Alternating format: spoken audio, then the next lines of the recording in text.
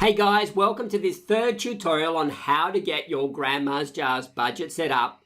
In our first tutorial, we looked at how to add income to your budget. In our last tutorial, we looked at how to add your jars and expenses to the budget. And in this tutorial, we are looking at, well, how do we add bank accounts to the budget? Now, this isn't linking your bank account to your budget. It's just putting a bank account into the budget so that we can record transactions against it as we record what we're spending. So let's have a quick look at how we do this. Firstly, we click on My Financials, and the first item on the list there is Accounts. We click on Accounts, and you can see that we already have a central account. Grandma's Jars comes with a built-in central account.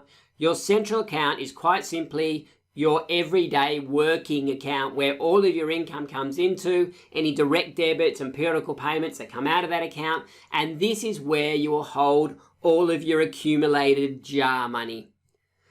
There is one exception to this, your everyday spending. So if you remember when we set up the jars and expenses, in our everyday spending we had things like food, entertainment and petrol. That money gets isolated into a separate bank account. Now in Module 4, I'm going to talk to you about the ideal bank account setup. So I'm not going to go into it too much detail in this tutorial. All I'm going to do right now is show you how to add another account. So quite simply, we go up to Add Account, this big purple button here, click on that, and then we put the name of the account in there. So let's just call this Everyday Spending. Oop, let's get the spelling right. Everyday Spending. If you do have a balance in an account already, you can add it in here. So let's just say I've got $100 and I'm going to click Add an Account. It is simple as that. And you can see I now have a central account and I now have an everyday account, everyday spending account.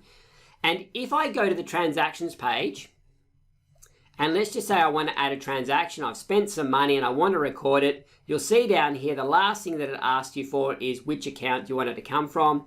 And if I click that drop down, you can see I've got a central account and an everyday spending account now. I'll just close that. Let me go back to, again, My Financials and Accounts. And let's say we have a savings account as well. So I can click on Add. I'll type in here Savings.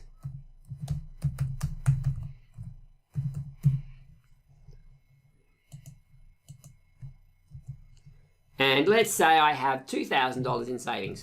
Click $2,000 and add the account. And there we go. I've got my savings account. And again, if I go back to transactions and I have click on Add Transaction as if I was going to add a transaction. And then down the bottom here in Accounts, you will now see that I've got a central account, everyday spending and savings account from which I can spend when I'm adding my transactions. So I'll close that off.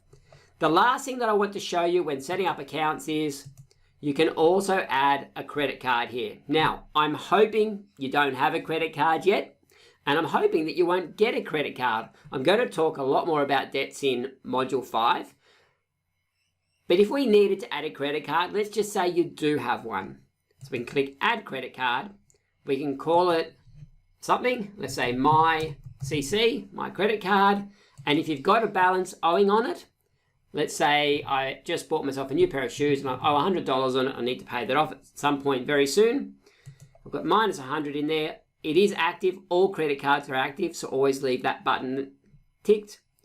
The current payment, I haven't got repayments on it. I'll just pay it all off at the end of the month. And the frequency is monthly. And the next payment date, every credit card has a due date. So let's just say mine was the 21st of February. And I'm going to pay for it from my central account.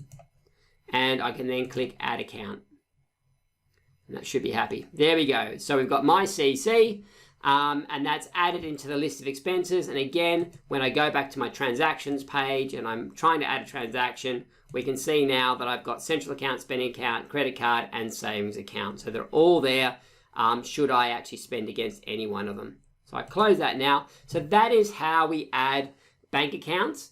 Now, the last thing that I need to show you is when we entered these accounts, we could put a balance in.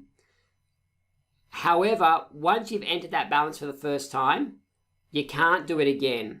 So what that means is you will need to adjust bank account balances with the end of month summary process that I will show you a little bit later on. So if you're trying to edit the bank account balances over here at some point, you're clicking that, you're trying to change it. Well, where can I change the balance? It's not there. You can see here it says you'll need to change the balance using the end of month summary. And that comes around once a month where we can adjust all of the bank account balances and correct them so that they're in line with what our bank accounts actually have.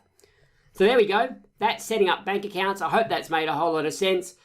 In the next tutorial, we are going to look at adding our transactions.